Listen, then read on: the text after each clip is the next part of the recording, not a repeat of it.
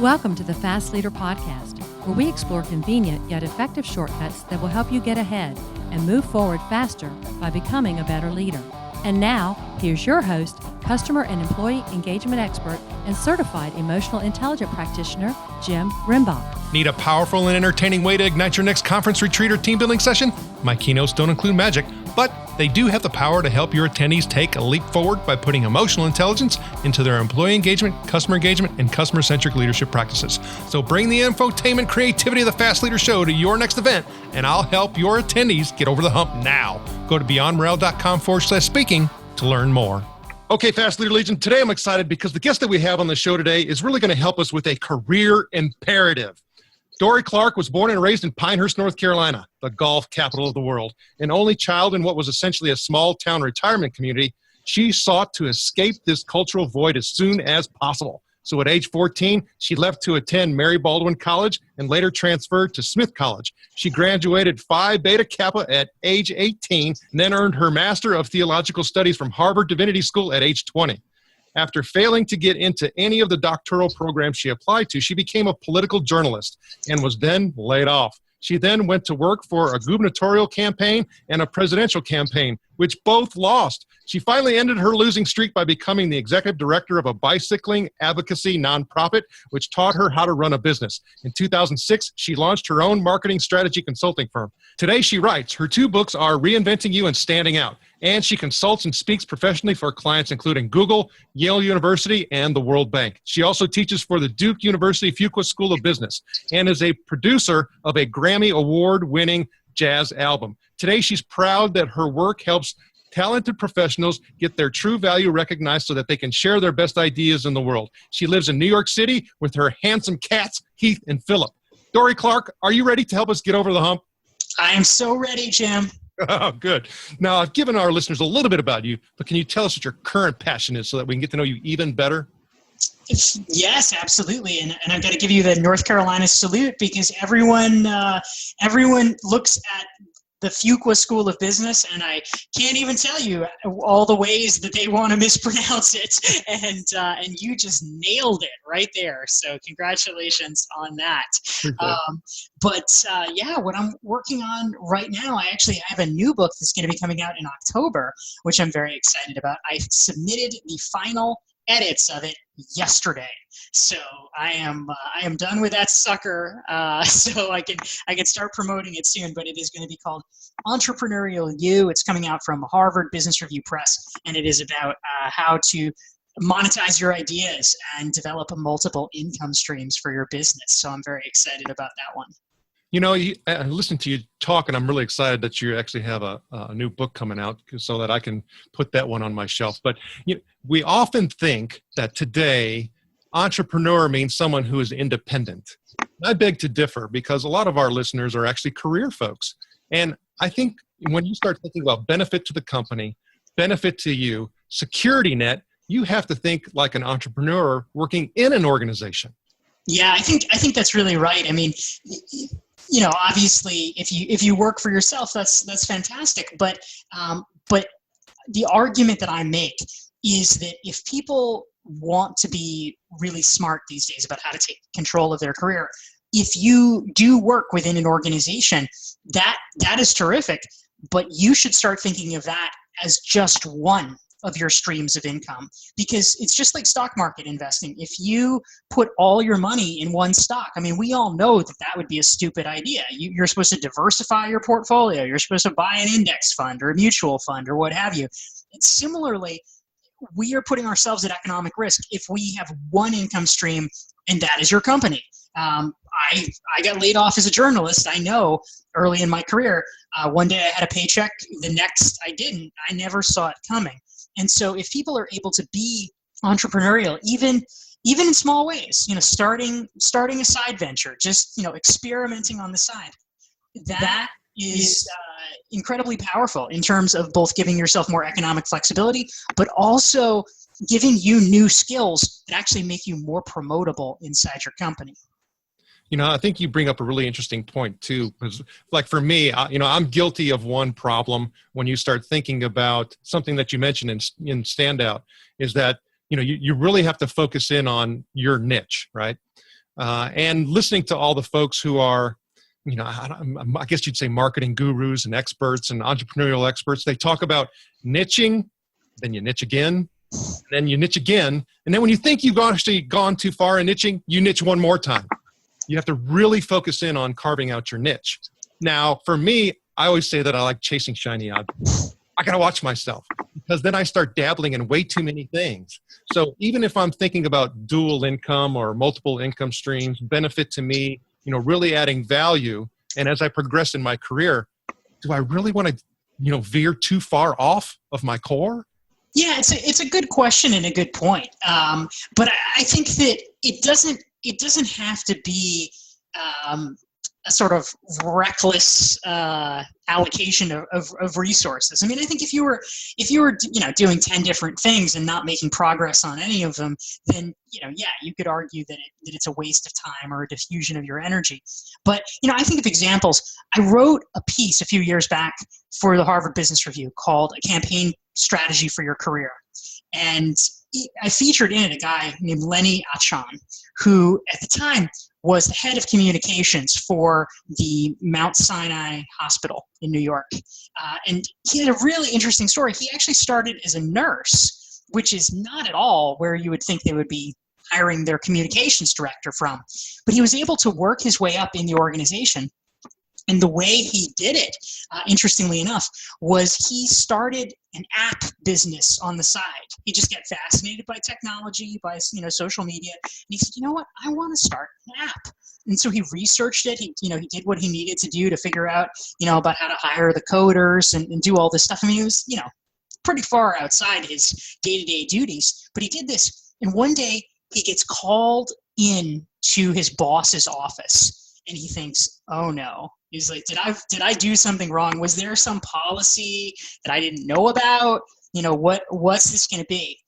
And instead of being criticized or instead of being fired like he was worried it was going to be, his boss said, "Hey, I heard you created an app." And Lenny said, "Yeah, I did." And the guy said, "Do you want to run social media for the hospital?" And Lenny said, yes, because it turned out they didn't have a deep bench of expertise in that. And Lenny was someone who knew the hospital, and he had shown enough initiative that they said, "You know what, let's give it to him." And so from there, he was able to expand out his portfolio and eventually head up all the communications for the hospital. But it was because of just independent skills building he did on his own dime.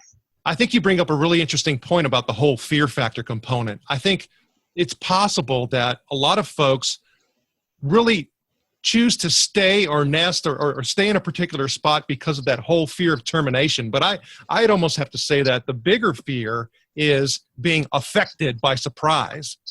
So what would you say to folks that are actually sitting in that spot to where they're saying, "Oh gosh, if I actually veer out, if I do something, I might, get caught, and get in trouble, versus, hey, I need to think about, really planning for, my family, my future and things like that, and making myself a stronger free agent, so to speak." Yeah, well, I think, the truth is there's very few things that you can get in trouble with if you're doing them in your free time and not, on the company's time. As long as you're not creating something that is somehow a competitor to your company or providing intelligence to other people, as long as you're not doing something that would be so horribly embarrassing to your company, it's your free time and you're able to make choices about how you want to spend it. Now, there's a lot of things that I think most of us would recognize as being good things. There's a lot of people that go back and maybe they get a part-time MBA. People might take a course of some kind in leadership or time management. Maybe they're taking a continuing ed course, or they're signed up for an online course of some kind. You could even just be reading books. Those are great ways to build your skills. But in a lot of ways, when the rubber meets the road, it's actually starting to think about ways to create an income stream for yourself. That's the ultimate test, where you're able to gauge your progress and say, "Oh, I actually really am building in some options for myself now." So it's something, it doesn't have to be the first thing you do out of the gate, but it's something to consider as a form of professional development. Yeah, I think that's a really interesting point, is that oftentimes we think of professional development means that I have to take a step up. And those don't often, exist, but it should not stymie you or prevent you from, finding some other way of growing. So that's a good piece of advice. Now, I know, you have yourself done a lot of, things in regards to, interviewing other experts as, be in your pursuit to become one. As well as, a lot of research when it comes to writing. But, all of that, when we start thinking about this standing out, there's a lot of emotion in that. And one of the things that we look at on the show in order to find some emotion, are quotes. Is there a quote or two that you can share with us that gives you some energy? Well, one that I have always liked is by Theodore Roosevelt. And, we live in very uncertain times. There's even a little genre now. Sometimes people talk about VUCA situations. It's like, what's VUCA? But it's a whole genre. It's volatile. I don't even know if I can get them all. Volatile, uncertain, something and something. But it's literally the subgenre referring to all the chaos and uncertainty in our lives. And with that in mind, Theodore Roosevelt's quote, he says, in any moment of uncertainty, the best thing to do is the right thing. The next best thing to do is the wrong thing. And the worst thing to do is nothing. And so I am a believer in forward action and forward momentum. You're not going to get anywhere, including just you're not going to get any data if you don't do anything. If you at least do something, you will get data, whether positive or negative, and you can learn and adapt faster. So I think, to me, that's kind of an encouraging quote. That is a very encouraging quote. And I say all the time, it's that, sometimes you have to allow yourself to take 2 steps back just to take 1 forward. And totally. That fear, though, of taking those 2 steps back, is so prevalent in society, as well as, just for us as individuals. One of the things that I, really, got a clear understanding of, and it kind of helped ground me a little bit when I was going through the book Standout, is that this doesn't happen fast. It's just not a quick fix. I wish I could walk into a room and flip a switch and get the old surprise and say, hey, it's all there. That's just not the way it works. So if I'm a person who really hasn't done a whole lot in regards to standing out and, building my platform, finding my niche, what can I expect as a timeline? Yeah, so I think you raise a really important point, Jim. This is a good and bad thing, right? I'm an impatient human being. I always want things to happen way sooner than they do.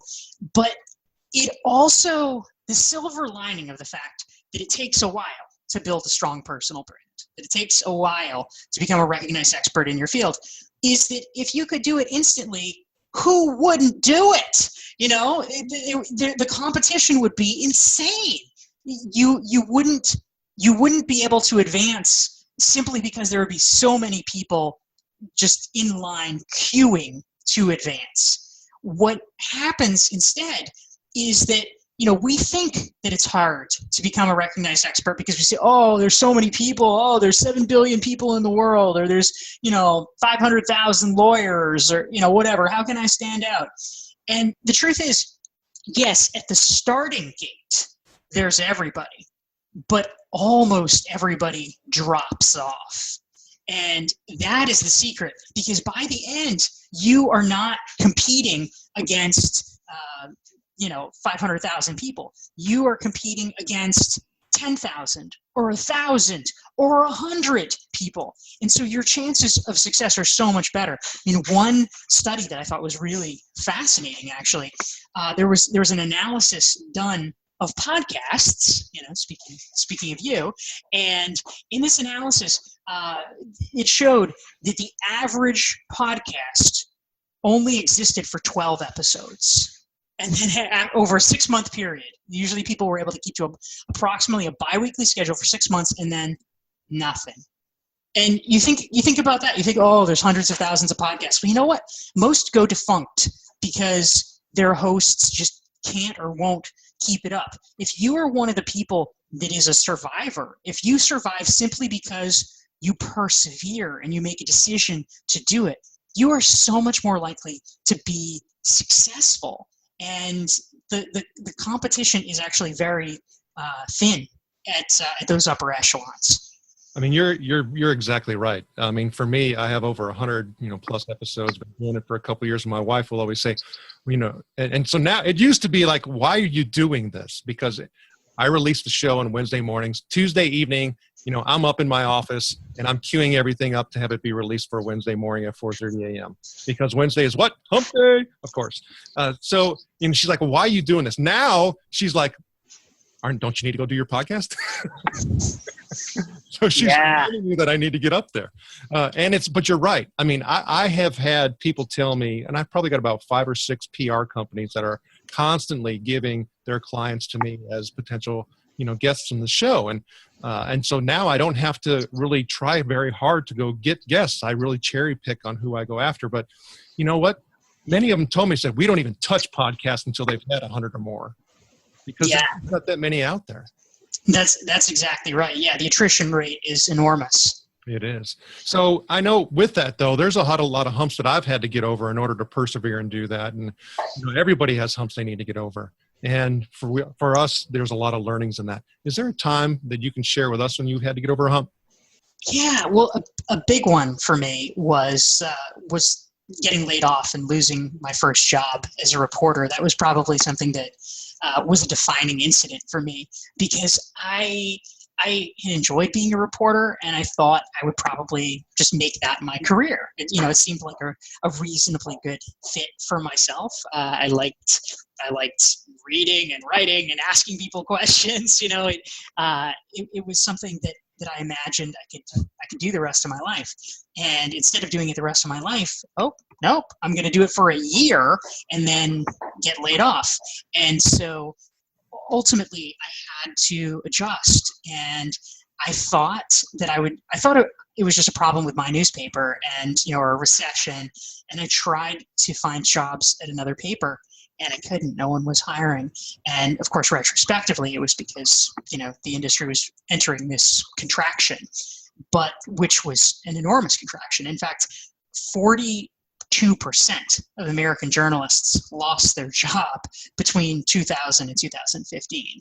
So it was, a near universal experience. It was like the Black Plague of journalists. But I had to readjust, not willingly. I would have been happy to just cruise into another newspaper, but I had to adjust because circumstances demanded it. And that actually turned out to be a good break for me, because it meant that I was forced to master the skill of resiliency early on in my career. And that actually led me ultimately to writing my first book, Reinventing You, about professional reinvention and how to adapt to career change or job change or setbacks of that ilk. Well, I think for you, that was like a sink or swim, or I mean, you lived that. It was real. So when you were actually going through and doing research for that book, I mean, how are you able to separate your own situation from giving people advice? Yeah, well, fortunately, I wrote the book a number of years after all this had happened. So it's, sort of like writing a memoir. Like you don't necessarily want to write the memoir like the day after somebody dies, or, you enter rehab or something like that. You need a little while to get the perspective so that you can narrate the story in an appropriate way and kind of make sense of the overall context. And so for me, I got laid off in 2001. In fact, the great historical irony for me was the day that they laid me off was Monday, September 10th, 2001. So, of course, the next day was quite a day to be an unemployed journalist, but which made everything that much more confusing and frightening and complicated. But I ended up getting the book contract in 2011, so about 10 years later. And then the book, Reinventing You, was released in 2013 from Harvard Business Review Press. So I had a while in between. I was able to, I'd settled into my my new career. And, I had done cool stuff in the interim, some of which you mentioned in the bio, working on a presidential campaign as a spokesperson, running the nonprofit, starting my own business. So I had that context, but it was interesting and instructive for me for writing Reinventing You to interview, dozens of successful professionals who had made career transitions for themselves, because I was able, as a result, sort of extrapolate best practices from what they did. And in a lot of ways, write the book that I wished that I had, because I just kind of flailed my way through it. And it would have been a lot more helpful to have a roadmap for it. And so that was what I sought to try to provide other people in writing it. Well, you even talk about that in Standout, where you have to have some type of framework in order to be able to operate on. But I know, like, now you talked about new book coming out, you finished that, got it to the final edits to the publisher, so that should be coming out soon. But you've got a lot of things going on. So if you were to think about all of those things, what's one goal you have? Yeah, so one goal that I have for myself, just to pick one thing that I'm excited about, is I'm actually starting this year to experiment with live workshops, and that's the first time that I've really done that. I did a pilot session last summer for a group, small group, 10 people, did a kind of mastermind day. And as a result of that, it went well. I began to kind of learn more about what it took to put an event like that together. And so I have organized a couple of open enrollment workshops that I'm doing for my readers and people in my community this year. And so I'm excited about that. Just learning the process of creating content and sharing that efficiently. So one is about rapid content creation, about how, we all know we should be blogging, for instance, but a lot of people, they're not sure what to write about. They, it takes them 10 hours to write a post. And so this is really taking my methodology, which allows me to very quickly create content within 60 to 90 minutes tops. Just kind of bang it out. So sharing that methodology with people who know they need to create content and want to be able to do it more effectively. And then the other one, the other workshop, is basically based off of my new book. And it's going to be piloting some of these concepts in a workshop format. And it's about how to create multiple income streams from your business. So especially for people who are primarily relying on one stream, like they're a coach, they're a consultant, etc. What can you do to lay the groundwork and begin to open up other revenue streams so you can diversify successfully? And the Fast Leader Legion wishes you the very best. Now, before we move on, let's get a quick word from our sponsor. The number one thing that contributes to customer loyalty is emotions. So move onward and upward faster by gaining significantly deeper insight and understanding of your customer journey and personas with emotional intelligence. With your empathy mapping workshop, you'll learn how to evoke and influence the right customer emotions that generate improved customer loyalty and reduce your cost to operate. Get over your emotional hump now by going to empathymapping.com to learn more. All right, here we go, Fast Leader Legion. It's time for the Hump Day Hoedown. Okay, Dorie, the Hump Day Hoedown is the part of our show where you give us good insights fast. So I'm going to ask you several questions. Your job is to give us a robust yet rapid responses that are going to help us move onward and upward faster. Dorie Clark, are you ready to hoe down? Oh, yes. All right. So what do you think is holding you back from being an even better leader today? I think something that is that's quite likely holding me back is that I am a micromanager, which is not a bad thing since I'm self-employed, but I think I could delegate more and I could probably be more efficient about it. So that's something I'm thinking about how to do. What is the best leadership advice you have ever received? The best leadership advice that I ever received was actually not to pay for an office. I have worked from home for 11 years, and as a result, have probably saved, well over six figures from it. And I get to spend quality time with my cats. So I love it for that reason. What is one of your secrets that you believe contributes to your success? I am incredibly good at forcing myself to do things I don't want to do. And so I don't really procrastinate, or more specifically, I do procrastinate, but by doing other things that I will need to do eventually. And so I don't waste a lot of time. What do you feel is one of your best tools that helps you lead in business or life? One tool that I use a lot and really recommend is called Schedule Once, and it is a scheduling software similar to Calendly, which is another alternative, and it just cuts out all the back and forth about when and how to meet. So I find it really helps my efficiency. And what would be one book that you'd recommend to our listeners? It could be from any genre. Of course, we'll put a link to Standout on your show notes page as well. Thank you. Well, one book that I think doesn't get the press that it deserves, but I really liked it a lot, is called Good Strategy, Bad Strategy by Richard Rummelt, who's a business school professor at UCLA. And it's one of the best books that I've read about corporate strategy and how to be more strategic in your business. Okay, Fast Leader listeners, you can find links to that and other bonus information, which will include a 42-page self-assessment workbook on how to stand out on the show notes page for Dorie Clark that you'll be able to find at fastleader.net/Dorie Clark. Okay, Dorie, this is my last Hump Day Hoedown question. Imagine you were given the opportunity to go back to the age of 25, and you've been given the opportunity to take the knowledge and skills that you have now back with you, but you can't take everything back. You can only choose one. So what skill or piece of knowledge would you take back with you, and why? What I would take back, Jim, is that I was very focused when I was younger and building my business on building up social proof and credibility and name recognition and things like that. And all that is important, but what I didn't think about at all was building a following. I was reliant on other people's outlets, on other people's turf, and I didn't specifically focus on building an email list. And I've come to realize with the increased fragmentation of the media landscape, you really can't rely on other sources to carry water for you. You need to be communicating directly with people, which is why getting people to opt into your email list is so essential, and I would have clued into that a lot sooner. Dorie, it was an honor to spend time with you today. Can you please share with the Fast Leader Legion how they can connect with you?